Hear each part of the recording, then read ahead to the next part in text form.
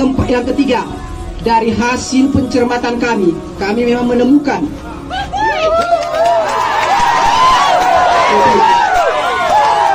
hasil pencermatan kami di Bawaslu Kabupaten Kutai Timur, kami memang menemukan adanya perbedaan.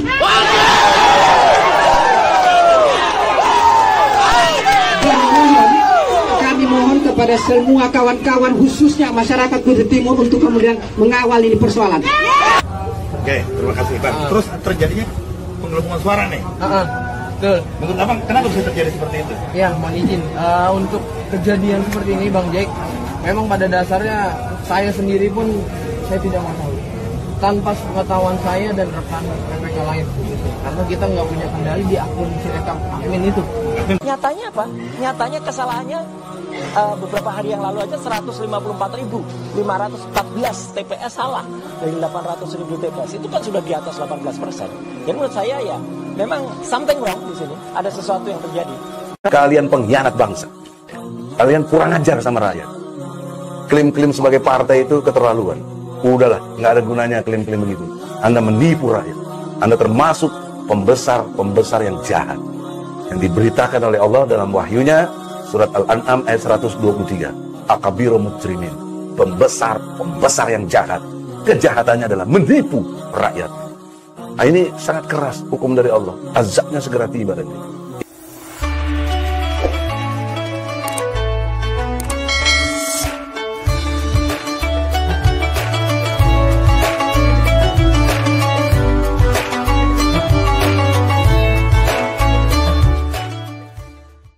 Kebenaran meskipun nggak dilakukan itu harus diomongkan terus. Sekali kebenaran didiamkan, entah itu atas nama liberalisasi atau demokrasi, maka Allah akan mencabut barokatul ardh, dan pasti akan terjadi prahara besar, pasti terjadi kiamat. Dan itu na'udzubillah misalnya apa? Kebenaran itu harus diomongkan terus. Kita harus ngomong terus. Masih terkait dengan semangat kawan-kawan. Yang pertama, yang kedua, kami telah berdiskusi panjang dengan teman-teman dari Ketua Panitia Pelaksana Kegiatan Aksi pada hari ini, yang menyampaikan beberapa tuntutan ataupun penyampaian terkait dengan rekapitulasi yang ada di Kecamatan Sangatta Utara. Baik, pada prinsipnya kami akan sampaikan yang pertama, teman-teman dari Partai Nasdem telah mengajukan kepada kami Bawaslu Kabupaten Kutai Timur terkait dengan dugaan pelanggaran, dan itu telah kami registrasi. Artinya dari kacamata Bawaslu Kabupaten Kutai Timur itu telah memenuhi syarat formil materi sehingga kami registrasi ke sana. Yang kedua, kenapa kemudian kami lambat bergabung dengan kawan-kawan? Karena memang kami sementara rapat bersama tim Tinggal Kumru, bersama teman-teman kepolisian dengan kejaksaan untuk membahas laporan teman-teman dari Nasdem. Yang ketiga, ini persoalan hukumnya sudah selesai, artinya proses laporan itu sudah berjalan. Yang ketiga, kami juga ingin sampaikan kepada semua kawan-kawan yang ada di sini, kami tadi pagi telah menyampaikan saran perbaikan kepada KPU Kabupaten Kutai Timur terkait dengan TPS mana yang kemudian dicurigai ada perbedaan selisih antara rekapan Panwas, antara rekapan PPK dengan yang rekapan yang selama kita laksanakan di rapat pleno. Hasil pencermatan kami itu juga telah kami sampaikan ke KPU tadi pagi. Kita menunggu proses langkah-langkah itu, karena memang peran Bawaslu sampai di situ Pak Ketua terkait untuk menyampaikan saran perbaikan kepada KPU. Jadi kami tadi pagi sudah menyampaikan bandel yang luar biasa tebal terkait dengan hasil pencermatan kami di proses Sangatta Utara. Yang ketiga, dari hasil pencermatan kami memang menemukan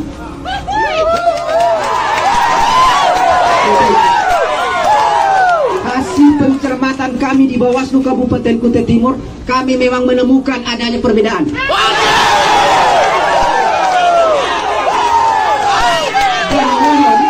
Kami mohon kepada semua kawan-kawan, khususnya masyarakat Kutai Timur, untuk kemudian mengawal ini persoalan.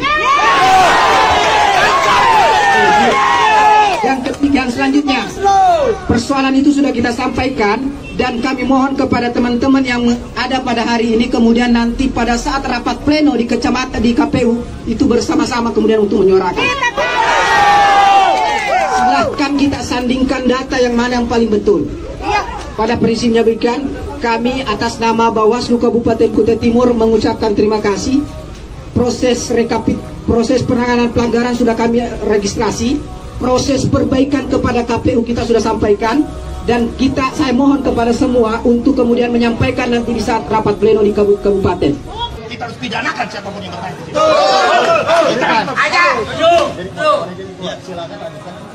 Coba. Iya. Masalahnya di mana itu? Kok kenapa terjadi itu? Tadi ada yang kurang. Oke. Ya baik, sebelumnya Assalamualaikum warahmatullahi wabarakatuh.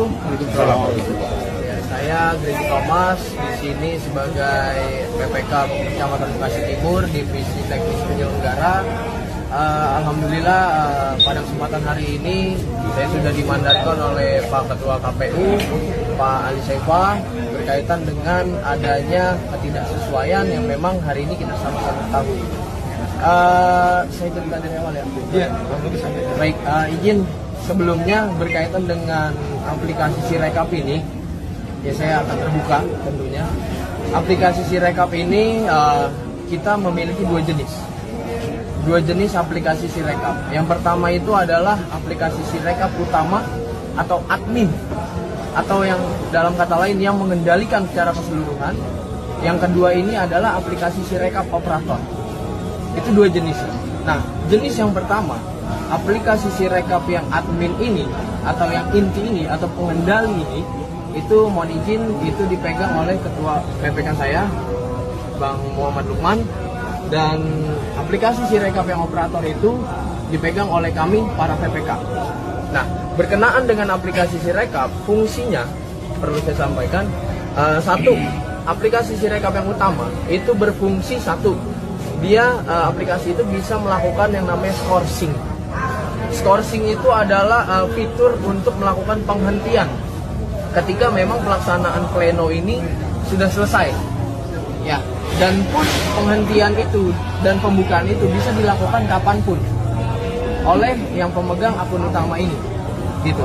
Berikut juga dengan mohon izin pengeditan, perbaikan ketika tanpa diskors, ya khususnya aplikasi admin ini itu bisa dilakukan kapanpun, jam berapapun, dimanapun. Yang melakukan? Mohon izin untuk aplikasi inti itu dipegang oleh ketua PPK. Iya. Oke, terima kasih Bang. Terus terjadinya penggelembungan suara nih. Betul. Menurut Abang kenapa bisa terjadi seperti itu? Ya, mohon izin untuk kejadian seperti ini Bang Jack, memang pada dasarnya saya sendiri pun saya tidak mengetahui.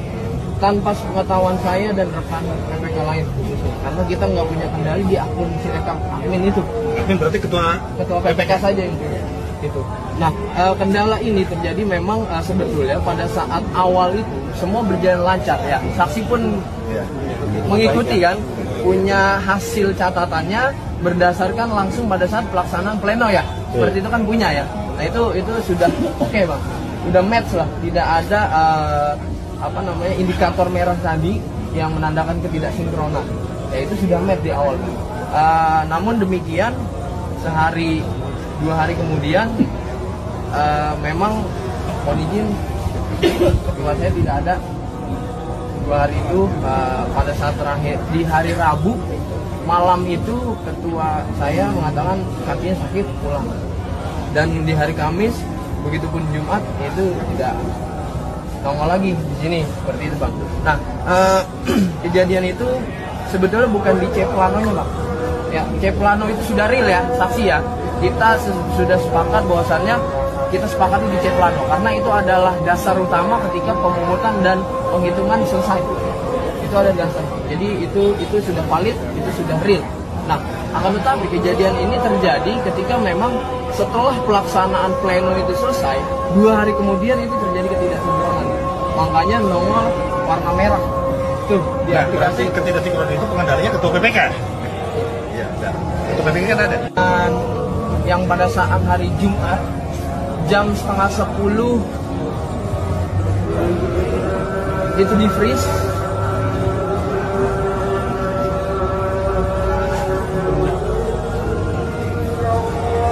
Itu di luar sepengetahuan kami berempat. Saya telepon KPU khususnya staf teknis Bang Hilmi. Beliau mengatakan bahwa ada perintah dari Bang Lukman selaku Ketua PPK Timur untuk menghentikan semua akun.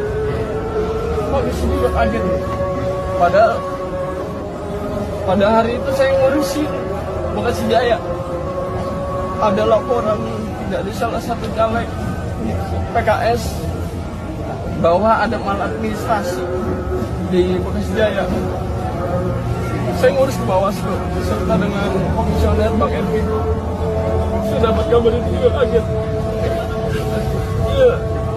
Terima kasih. Terima kasih. Terima kasih. Silahkan mereka berkoalisi sekuat-kuatnya. Silahkan siapkan modal tanpa batas. Silahkan. Silahkan rekayasa survei-survei itu. Silahkan. Bayar semua media mainstream, silahkan. Saya cuma punya satu keyakinan, walillahi mulkus samawati wal ard, milik Allah lah otoritas kekuatan seluruh lapisan langit dan bumi. Lahu mulkus samawati wal ard, miliknya lah seluruh otoritas kekuasaan langit dan bumi. Umat harus punya mental itu kalau mau dikasih pemimpin yang adil. Tauhidnya dulu. Ustaz, nggak mungkin lah. Robek semua kekuatan mantra yang percaya. Dan kita sudah uji coba dan Jakarta kita menang. Sekedar pelanggaran pemilu, ya, karena dalam pelanggaran pemilu itu ada 9 hal yang diatur, gitu ya, termasuk misalnya ada caleg yang dia harus melaporkan suaranya atau dia mengganggu proses di TPS atau itu hal sangat mikro. Ini persoalan ini sangat makro sebenarnya, sangat besar untuk Republik ini. Jadi menurut saya, ya saya sekali lagi saya tidak berpretensi apa, ya, tapi saya siap mendukung kalau misalnya nanti kami dipanggil lagi, misalnya surat dari ke Kabaireskrim ini diproses atau kemudian di Gakumdu laporan dari Pak Petrus ini dijalankan, ya, saya siap untuk terus mendukung dan membantu supaya apa? Supaya agar tidak terjadi kerusuhan di masyarakat. Itu aja, ya. Jadi kita bongkar semuanya supaya yang salah juga akhirnya menjadi salah, bukan yang salah berlindung di balik undang-undang atau di balik kekuasaan. Saya kira tambahan saya itu. Kemarin tidak ada bukti, kekurangan bukti. Sekarang apa lagi? Sudah dibawa, Bang? Sudah. Jadi buktinya lengkap, ada semua, termasuk ketika situs itu didaftarkan di Singapura, kemudian itu tidak diakui, ya. Salah satu komisioner KPU, ya, 2 minggu yang lalu dalam konferensi pers ini di depan publik, yang konferensi waktu itu dia tidak menerima wartawan itu, ya, yang dia terus pergi gitu aja ngaci dan itu kan dia menjelaskan tidak ada data di luar negeri. Itu salah besar, itu bohong itu, ya, gitu. Kemudian nah, itu tadi Pak Petrus yang lebih mengerti secara hukum. Penolakannya bahwa ini masuk dalam ruang lingkup wewenang Gakumdu. Masih karena kami ini mengecilkan masalah. Karena isu yang kami bawa untuk diserahkan kepada Bareskrim ini adalah isu tentang sebagian besar masyarakat tidak percaya terhadap angka hasil penghitungan KPU yang sekarang mulai dari tanggal 14 Februari sampai sekarang ini kok sama. Ada dugaan bahwa itu manipulasi yang bersumber dari sirekap yang disebut-sebut, yang diandalkan oleh KPU sekarang. Yang kedua, karena ini diyakini sebagai suatu hasil yang tidak betul, dan ini sudah menimbulkan keonaran, masyarakat saling berhadapan-hadapan, bahkan nyaris terjadi perselisihan secara fisik. Tiap hari kita mendengarkan narasi-narasi yang menyeramkan di berbagai forum diskusi, tetapi Polri kita belum lihat mengambil langkah-langkah untuk meredam, mendamaikan, menciptakan suasana yang sejuk. Kami melihat bahwa mereka sudah tidak netral dan kita minta tanggung jawab Kapolri. Saya sih menyarankan bicara bahwa ini adalah sesuatu yang menjadi perbedaan pendapat ini, berilah kepercayaan kepada Polri untuk melakukan penyelidikan dan kemudian memberikan penjelasan. Kalau Kapolri atau Kabareskrim menyatakan begitu, tentu masyarakat juga tenang.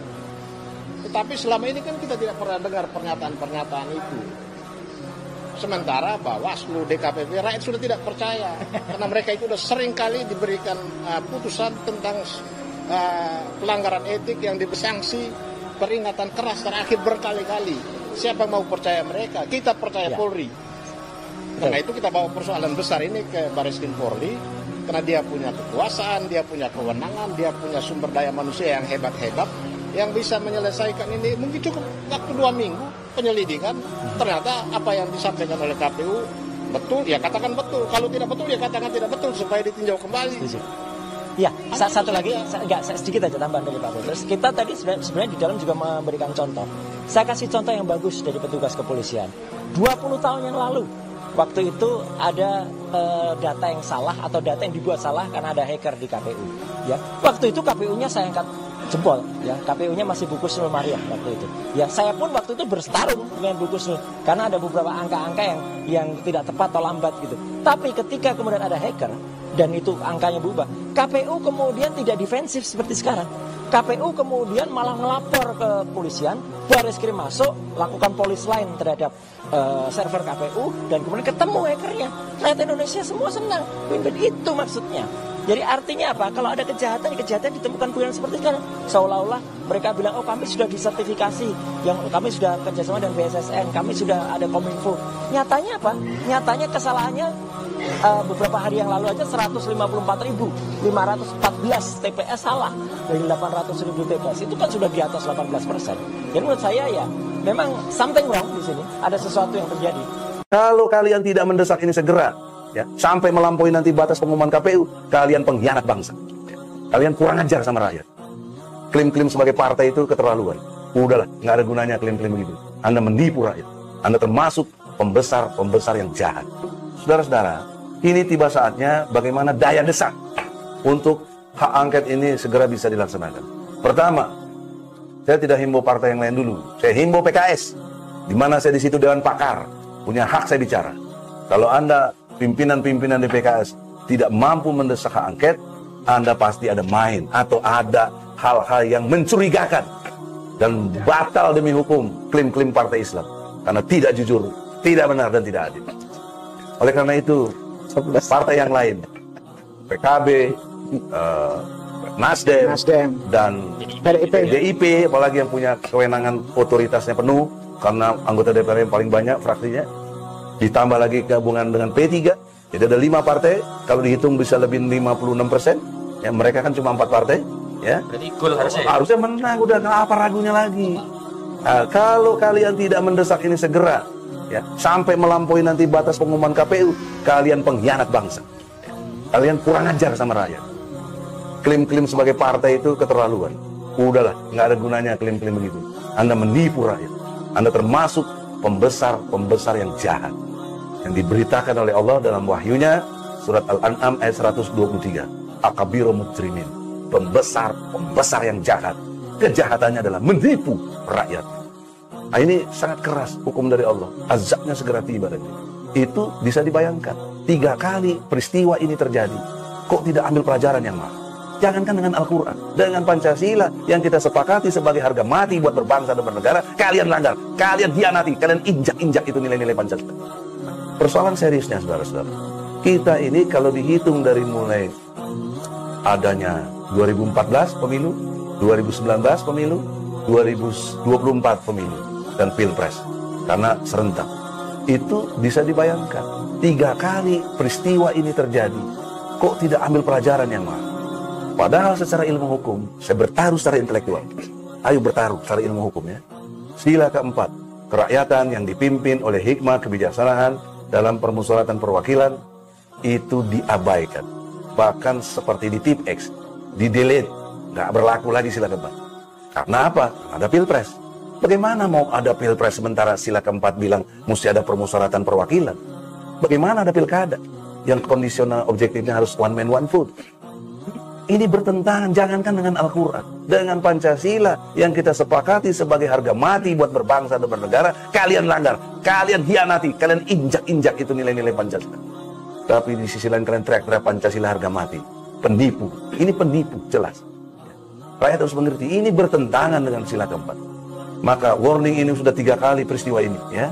Kalau mau dipakai yang zamannya SBY 2 kali lagi, ya kan? 2004, kemudian 2009. Dan seterusnya yang 3 tadi. Jadi udah 5 kali pemilu. dengan one man one vote. Artinya sudah 5 kali pemilu, berarti kurang lebih 25 tahun berjalan, satu generasi bangsa Indonesia dibohongi.